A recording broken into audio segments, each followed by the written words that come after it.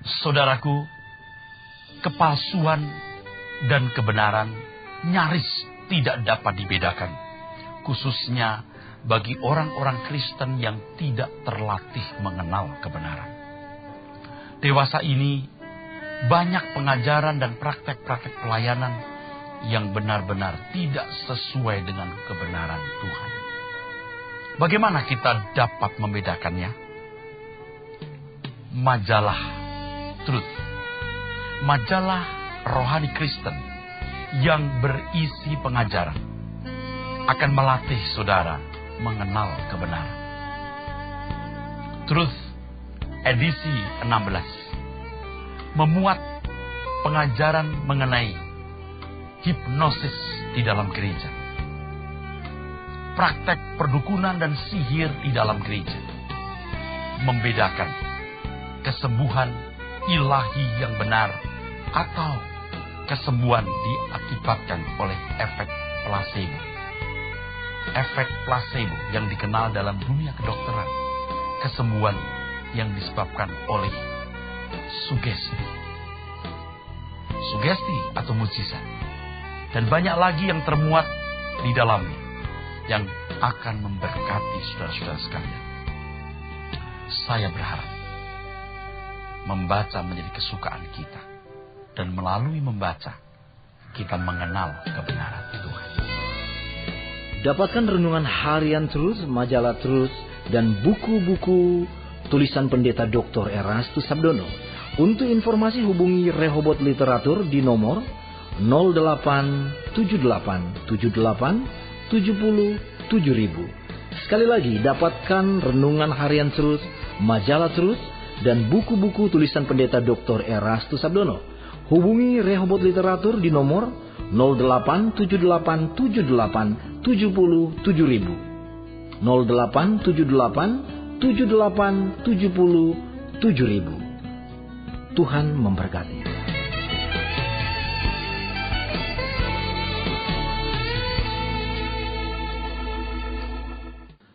Saudara-saudara sekalian yang kekasih,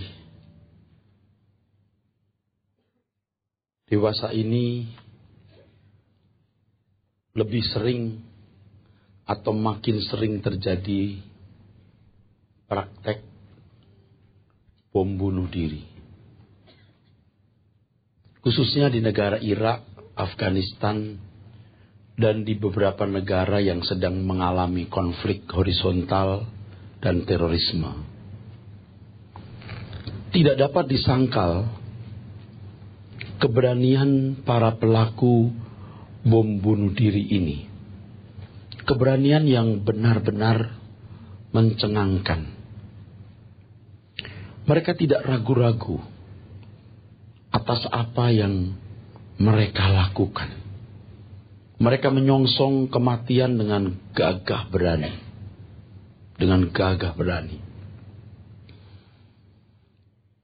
Di antara mereka yakin bahwa kematian melalui bom bunuh diri yang mencapik-capik tubuh mereka itu adalah kematian yang agung, yang mulia, dan berpahala besar.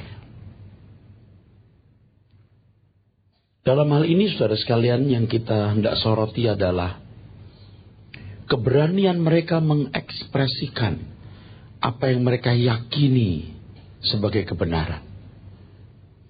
Keberanian mereka untuk mengekspresikan apa yang mereka anggap harus dibela.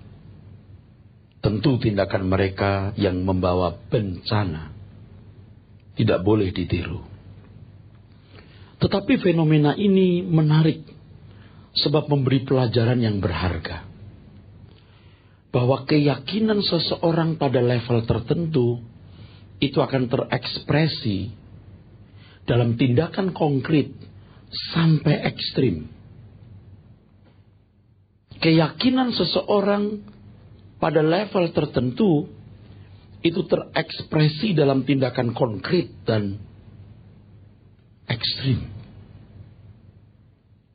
Nah, kalau kita berkeyakinan bahwa mengiring Tuhan Yesus adalah pilihan yang terbaik, dan kita sungguh-sungguh mengiring Tuhan Yesus, apakah ada ekspresi itu?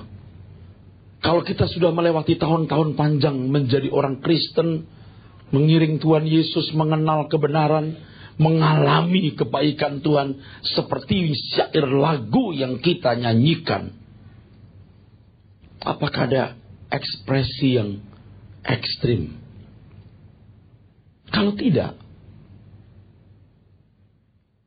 keyakinan kita diragukan. Alkitab menyatakan bahwa iman tanpa perbuatan seperti tubuh tanpa roh.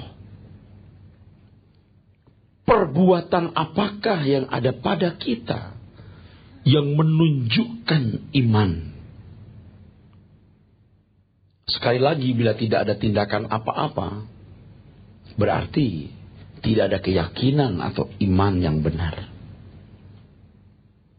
Abraham sebagai satu model, prototipe dari iman yang benar. Abraham sebagai model atau prototipe seorang yang memiliki iman yang benar, yang oleh karenanya dia disebut sebagai bapak orang percaya.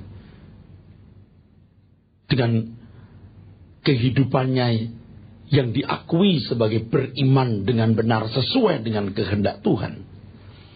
Abraham mengekspresikan imannya itu dengan tindakan meninggalkan Ur Kasdim, negeri yang subur, dan masuk perjalanan yang sulit, padang gurun yang tidak menjanjikan.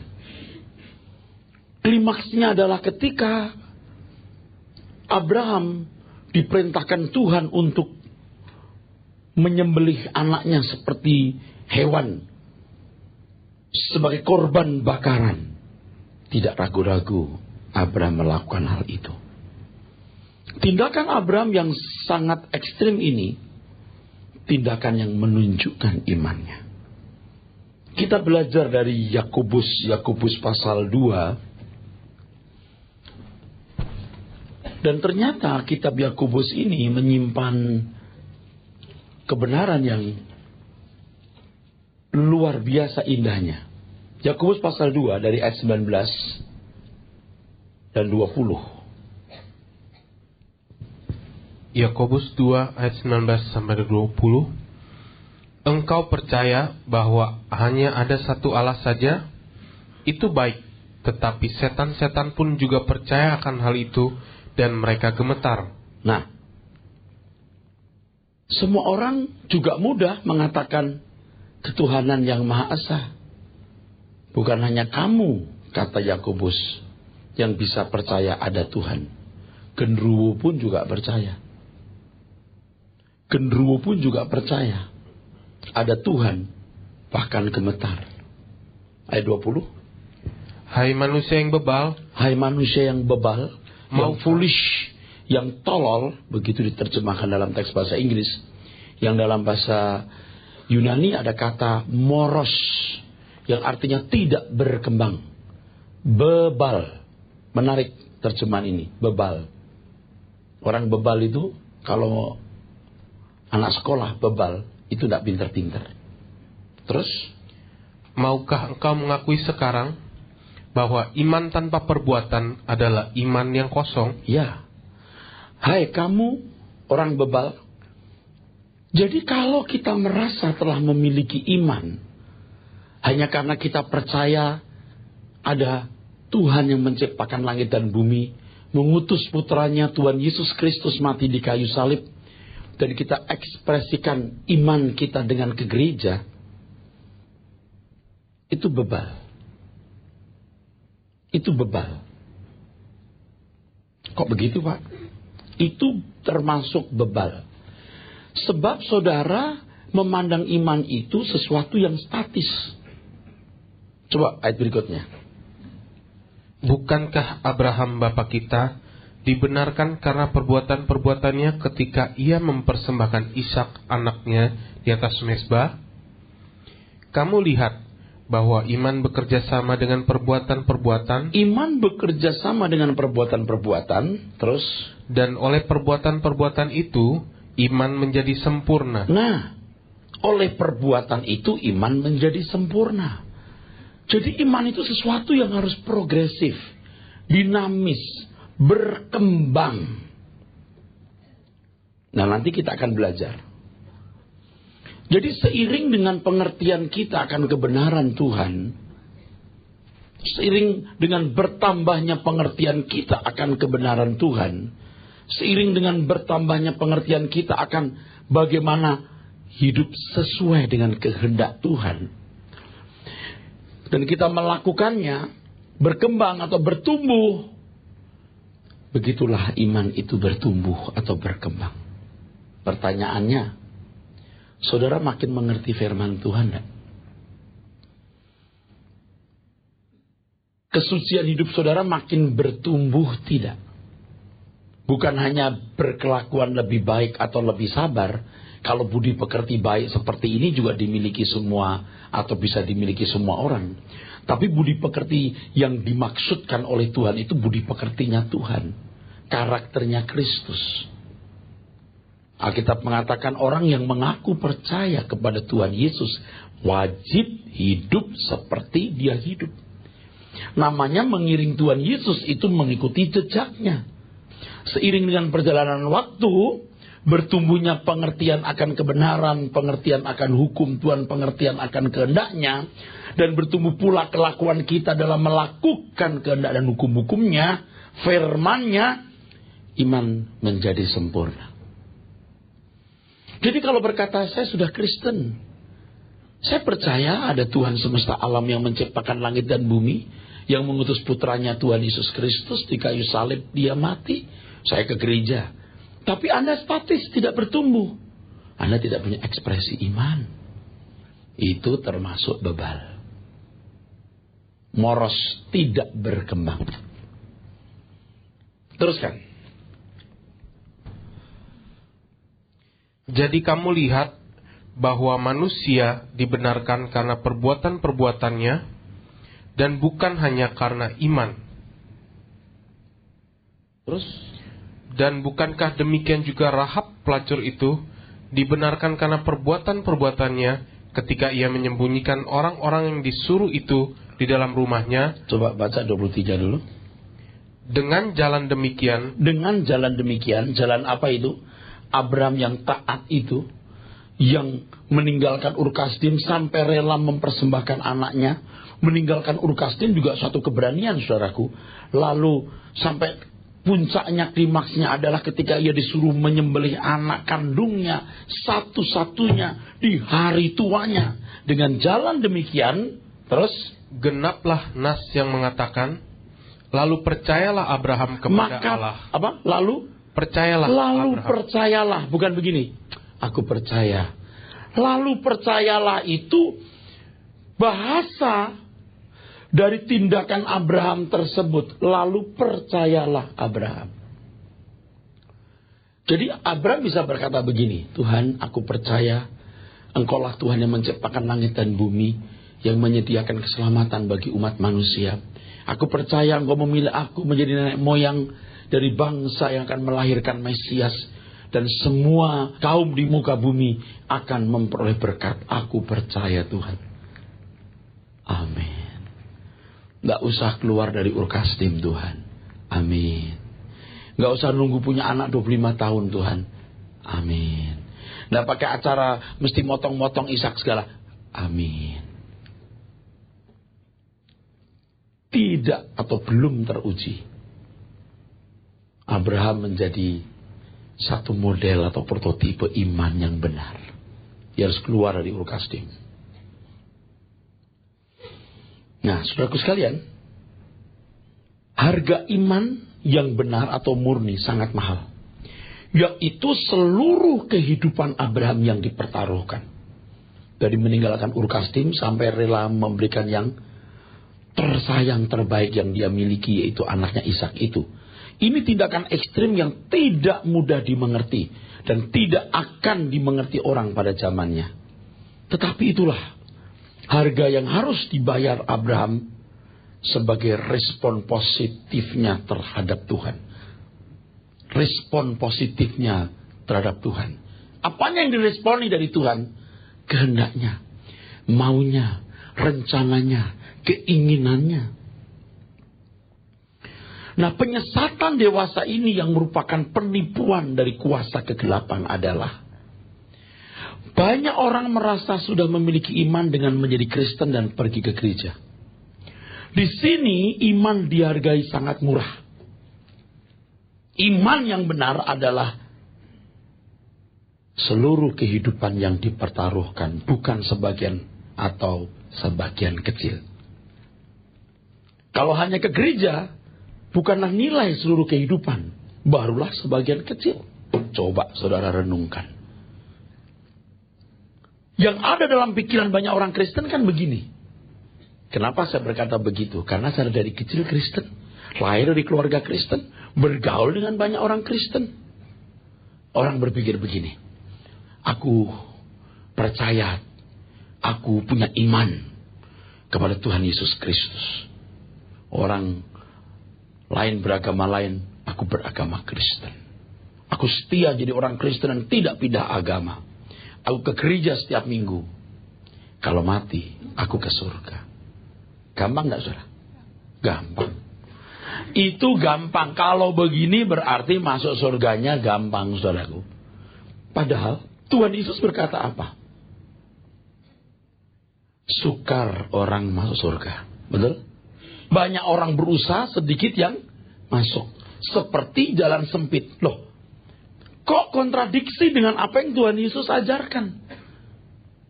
Sedikit orang yang masuk, banyak yang dipanggil, sedikit yang dipilih. Banyak orang berusaha, tapi sedikit masuk. Karena itu usahakan dirimu. Dalam bahasa aslinya agonizeste, struggling, bergumul.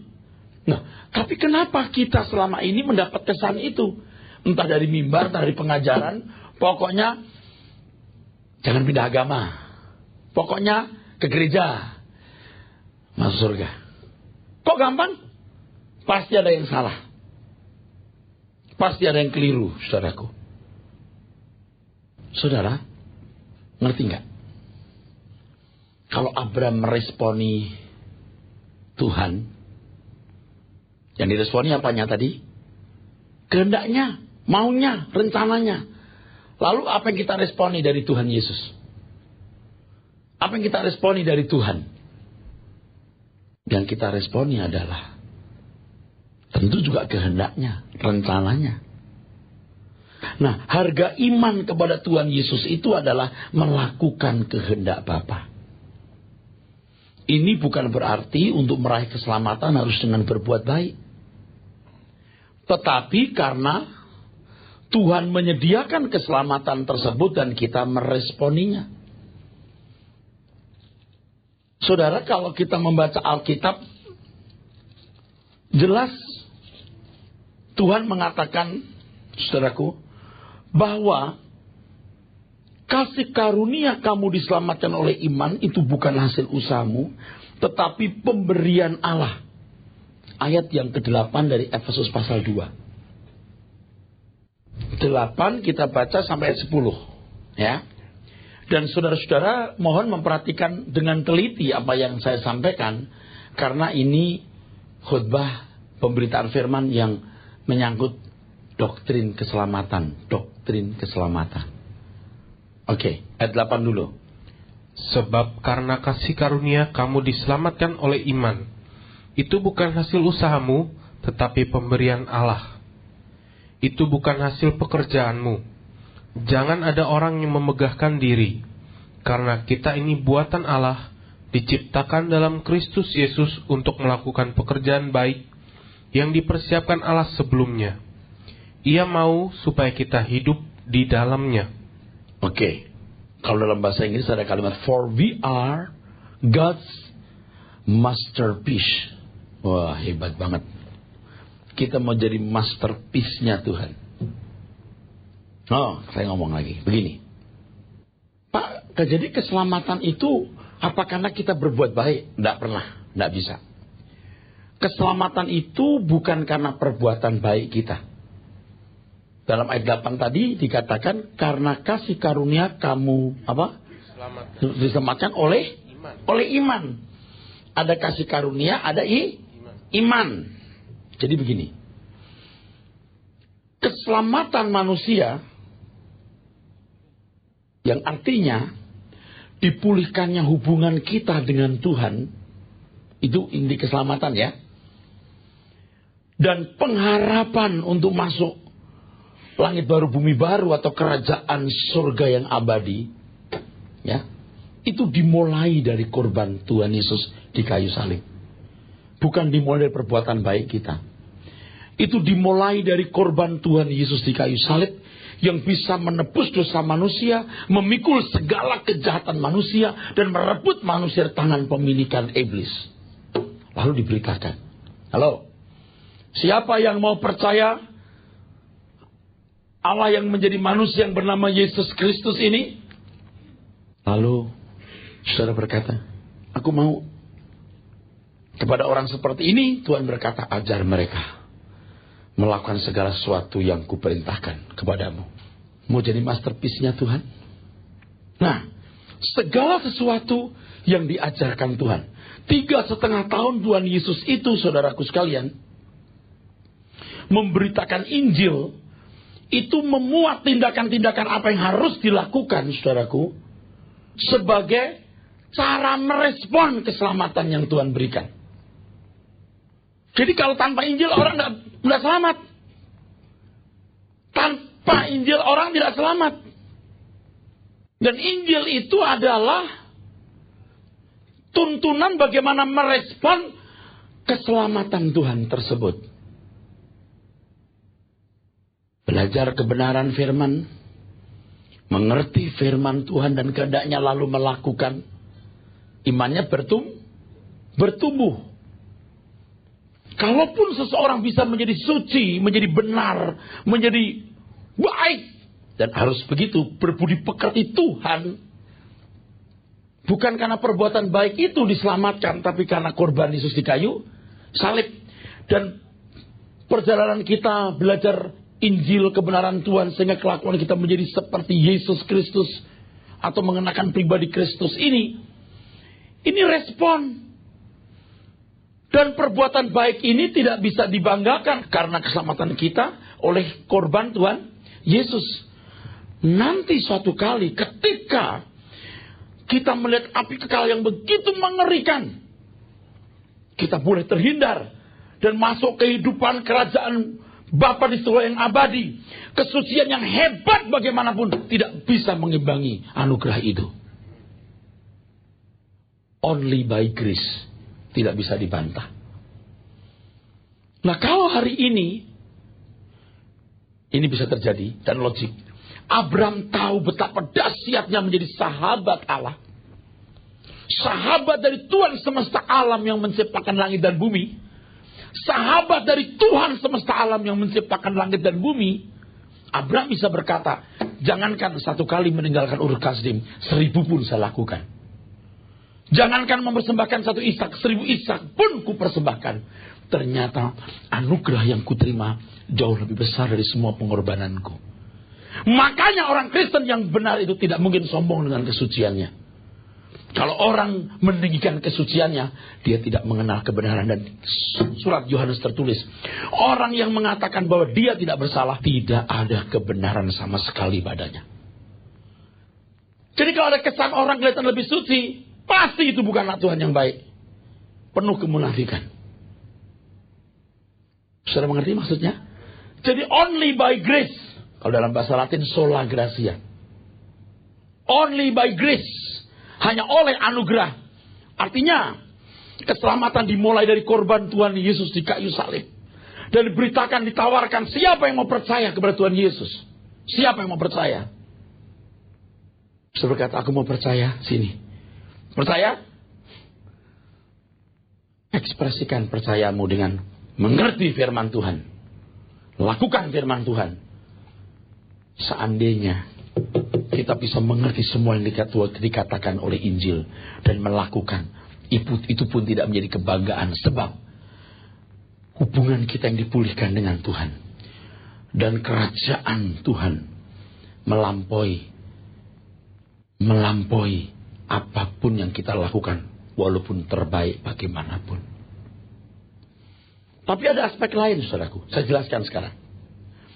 Keselamatan dalam bentuk dipulihkannya hubungan dengan Tuhan dan harapan kerajaan surga yang abadi diberikan kepada kita diawali korban Tuhan Yesus di kayu salib.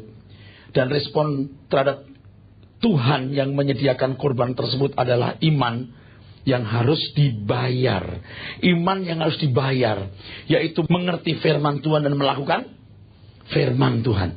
Kenapa harus begitu? Sebab ketika kita belajar firman Tuhan, kita mengerti firman Tuhan, kita mulai mengenakan firman Tuhan, batiniah kita digarap oleh Tuhan, bukan hanya berliturgi, berjemaat, bergereja, mengerti kebenaran, setiap hari bertumbuh dalam kebenaran, melakukan firman Tuhan, karakter kita diubah, karakter kita dibaharui, batiniah kita lurus, kita bisa sinkron dengan Tuhan.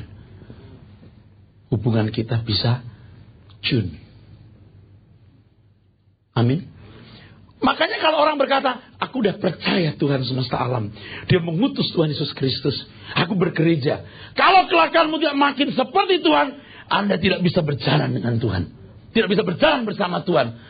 Anda tidak tune dengan Tuhan, Anda tidak bisa bersekutu secara harmonis dengan Tuhan. Anda bebal, siapapun Anda. Dan kalau kita sudah bisa bersekutu secara harmoni dengan Tuhan, kita pun layak masuk kerajaan surga. Kristen percaya Tuhan Yesus mati di kayu salib, ke gereja tiap minggu, gaji karyawan ditahan. Anak setan anak Tuhan begini nih. Utang nggak mau bayar, pembantu diseksa, tidak terima kasih kepada orang tua, tidak ada hormat kepada mertua. Model begini ini anak Tuhan itu anak setan. Banyak nggak orang Kristen begitu? Banyak. Korupsi. Anak Tuhan tidak begitu. Berarti Anda moros, tidak berkembang. Mana ekspresimu? Kalau begitu ke surga susah ya Pak. Nah Tuhan yang ngomong bukan saya kok. Jalan sempit, berusahalah kamu.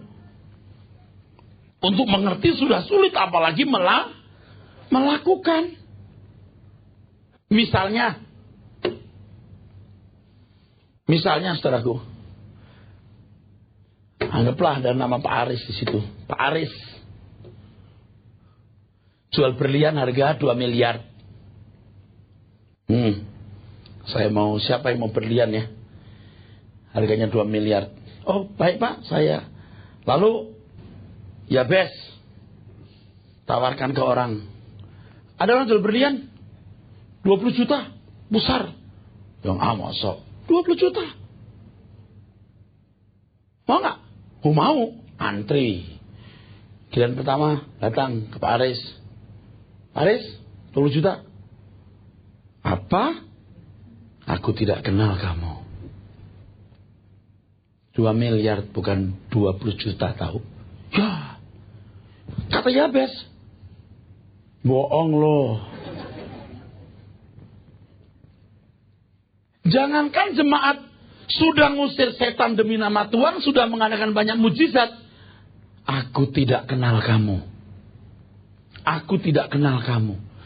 Nah kalau saudara jadi jemaat, puas ke gereja, puas jadi Kristen, hanya ke gereja, dan mengaku tetap beragama Kristen, ketemu Tuhan Yesus, Tuhan bilang, aku tidak kenal kamu. Ya Tuhan, aku gak dikasih tahu begini harganya. Siapa yang ngajarin kamu gini? Itu pendeta itu. Oh itu udah masuk neraka dia. Apakah semua pendeta masuk surga? Enggak. Apakah semua aktivis gereja masuk surga? Apakah semua jemaat masuk surga? Apalagi. Nah saudara termasuk yang masuk enggak? Udah bayar belum harganya? Dengar ya. Dengar baik-baik ya. Dengar baik-baik. Saudara nanti kalau lihat api kekal dan kemuliaan sorga, saudara berkata untuk belajar firman Tuhan dan hidup suci, itu ternyata gampang. Sekarang ini kayaknya susah banget, tapi kalau api kekal Anda baru tahu, gampang. Mau sakit diabetes, kaki harus diputus, baru gampang. Nggak minum manis-manis. Setelah dipotong itu. Setelah kaki mau dipotong, baru bisa lah nggak minum manis. Setelah kaki mau dipotong. Ya kalau cuma kaki ya nggak masalah. Tapi karena masih punya kesempatan punya kaki lain. Tapi kalau tidak diterima Tuhan, you mau diterima di mana? Ngerti nggak ini masalah besar? Oleh sebab itu saudara jangan marah. Wah, dengar khotbahnya Pak Eras marah melulu. Kok keselamatan jadi mahal ya? Pak Eras seperti mempersulit masuk surga. Saya tidak persulit karena saya sudah mendengar orang mengatakan itu kira-kira. Saya mau beritahu kepada saudara, itu harga yang sebenarnya. Nah, kayak Pak Eras yang paling benar. Saya tidak mengatakan saya yang paling benar. Kalau saudara sering mendengar khotbah saya, justru saya mengatakan saya mencurigai diri saya sendiri. Kira-kira kalau saya menghadap Tuhan itu, saya diakui sebagai pendeta yang benar enggak? Nah saudara kalau ketemu Tuhan, saudara seorang pedagang, saudara pedagang yang benar enggak? Kalau saudara seorang pejabat pemerintah, saudara pejabat pemerintah yang benar enggak? Kalau saudara seorang ahli hukum, Anda ahli hukum yang benar enggak? Kalau seorang tenaga medis, seorang dokter, Anda dokter yang benar enggak di mata Tuhan? Kalau seorang ibu rumah tangga, saudara sudah jadi ibu rumah tangga yang benar enggak? Kalau seorang guru, saudara sudah jadi guru yang benar enggak? Kalau seorang karyawan, sudah jadi karyawan yang benar enggak? Saudara, sudah benar belum? Saudara bisa bahasa Indonesia untuk merespon apa yang saya tanyakan? Nah tentu kalau saya tunjukkan 2 miliar harganya, Anda langsung mabok. Oke. Nyicil. Jangan berhenti. Hari ini 500.000, besok 1 juta, 3 juta, 10 juta, 50 juta, terus 300 juta. Terus. Kalau nggak sampai 2 miliar gimana Pak? Asal saudara terus bertumbuh, tetap you anak Tuhan yang baik. Masalahnya kalau Anda bebal atau moros tidak berkembang, dasar plastik. Pohon plastik ini tidak berkembang. Lalu merasa sebagai pohon hidup. Sesat. Ini menjadi persoalan. Jadi mahalnya ikut Tuhan Yesus adalah apa? Ajar mereka melakukan segala sesuatu yang kuperintahkan. Berarti harus belajar firman Tuhan terus. Belajar melakukan. Saya belum sempurna, Anda belum sempurna. Kita belajar terus ya. Ya semakin kita belajar, makin bertumbuh iman kita, hubungan kita makin harmoni dan makin layak masuk kerajaan Bapa di surga. Persoalannya, respon bagaimanakah yang saudara lakukan selama ini untuk mengekspresikan iman saudara? Coba kita belajar dulu Roma pasal 10 berkaitan dengan iman ini. Ingat ya, jangan main comot ayat lepas dari konteksnya. Iblis, setan juga suka comot ayat. Di Injil Matius dikisahkan ketika Tuhan Yesus dicobai, setan pakai ayat Alkitab loh. Jadi kalau saudara mendengar orang khotbah pakai ayat Alkitab, jangan cepat-cepat berkata, itu hamba Tuhan. Setan pun pakai ayat Alkitab. Tetapi pengertiannya diselewengkan. Coba Roma pasal 10 ayat yang ke-10 dulu. Karena dengan hati orang percaya dan dibenarkan, dan dengan mulut orang mengaku dan diselamatkan. Dengan hati percaya, mulut mengaku. Hati percaya dibenarkan, mulut mengaku diselamatkan. Udah, hatiku percaya kok. Mulutku mengaku Yesus Tuhan. Udah. Saya mau nanya, kalau Anda jatuh cinta sama orang, Anda bilang gini, I love you, setelah itu mau apa? Udah. Anda berkata pada seorang wanita, I love you. Terus gak pernah kontak, gak pernah ketemu. Ini gendeng atau gila nih? Baru berkata I love you lalu doing nothing. Gendeng atau gila? You pernah hidup bersama manusia gak? Apalagi yang gini, I love you. Nah itu lebih kurang ajar. Beriman kepada Tuhan Yesus, kelakuannya kayak anak setan. Kira-kira seperti meludahi Tuhan gak? Iya dong. Kalau berkata I love you, seterusnya. I don't like sleep alone. I can't stop loving you. Dan seterusnya. Kamu tinggal di mana? Yuk kita hidup bersama. Kamu kapan ulang tahun? Aku gak bisa. Gak ketemu kamu seminggu. Itu baru benar. You bilang I love you. Kita bilang beriman kepada Tuhan Yesus. Belajarlah segala sesuatu yang kuperintahkan. Belajar di firman. Saya mau tanya, Anda tiap hari baca Alkitab enggak? Makin berkembang enggak dalam kebenaran firman? Anda anggap ringan itu? Waduh, bagaimana Anda bisa bertumbuh? Hidup hari kita makin singkat, Pak. Kalau umur saya 50 tahun ini tinggal 8.000 hari atau 7.500 hari atau 7.000 hari. Kalau Anda usia 60 tahun tinggal 3.600 hari. Jangan-jangan tinggal 10 hari lagi. Nah, di waktu yang sisa ini kita kejar ketinggalan kita. Ini tidak bisa dianggap remeh loh. Masa Anda lihat api kekal baru sudah berkata, Nggak sulitlah maulah ya. Nggak sulitlah maulah. Belajar firman hidup suci maulah. Kalau orang ya, sudah tidak bisa makan. Udah susah. Baru mau itu. Ya udah dagang makanan di pinggir jalan tidak apa-apa asal bisa makan. Sebelumnya malu. Begitu kepepet, apa saja dilakukan. Apa saja dilakukan. Ada orang yang ke dokter nggak berani. Ke dokter belum disuntik. Apa disuntik? Begitu dokter berkata, ini kalau nggak dioperasi, you tinggal 3 bulan paling lama. Mau. Apa menunggu begitu? Enggak dong. Ngerti enggak bahwa ada kanker dosa yang membinasakan dalam diri saudara? Ada kanker dosa dalam diri saya harus dibedah.